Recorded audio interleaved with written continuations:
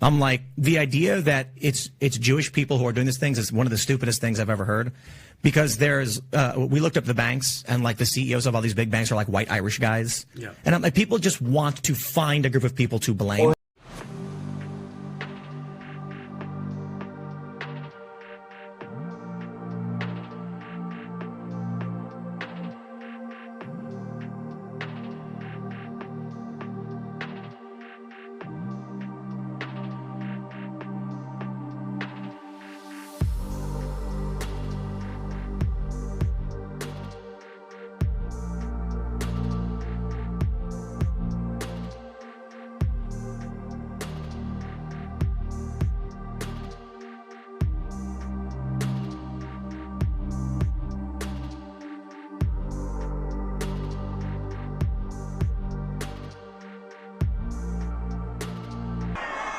Sold my soul to the devil. I know it's a crappy deal.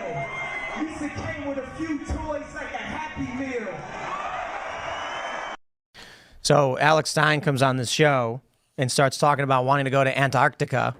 And I asked the audience, I said, you know, look, it's your guys' memberships that help fund Timcast, the Culture War, the morning show, and all that stuff.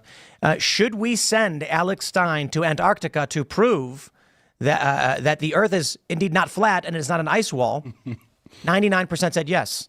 It's $30,000. And I said, okay, Alex, when are you going to Antarctica? So answer the question. Well, you know, I guess today we'll make that decision live on the show. But one thing I will say is that we have a great guy here by the name of Pool Witsit that is going to Antarctica on this expedition with ALE. So in a way, I kind of feel like I'm going because I trust Austin. So why did Pastor Will Duffy invite Freemason actor Alex Stein to TFE? Why has Witsit and Jaron been promoting Alex Stein for many years? Why was Central Casting Candace Owens involved with TFE, who sent her producer? Why did Candace Owens defend Andrew Tate on his trafficking allegations? What has been kind of hidden is the gay casting couch. You know, the day I arrived in Hollywood, they told me when I was offered the job at Warner Brothers that you need to know this town is run by a homosexual and Jewish mafia. And I believe oh my gosh! Don't say that. We got to wrap it up. No, be careful what you say on InfoWars. Even here, we don't want them coming after us. Thank you, Luke. Alex, those are gonna be posted everywhere. That's right. That's fine. That's fine. When I make it, and you know that I will reach the tippy top of broadcasting. Alex, I still know that with your business card, it tells me that you are a Freemason. And exactly. You go to any yeshiva and say, I'm here to learn.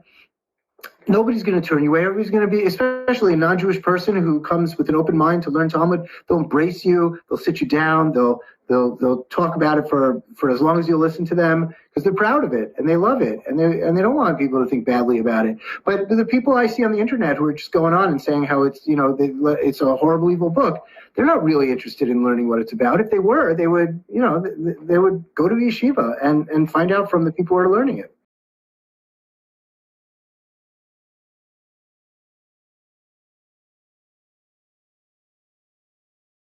But I've been very reserved about making claims about the Talmud or Talmud, whatever, however you pronounce it, because of this very thing. I've had discussions with various Jewish people, and I've found out that a lot of the talking points that people say about the Talmud are not true. Both the Globers and the top flat earth leaders are working together behind scenes to make content and grift. Watch for the symbolism and who they associate with and map out the network of actors.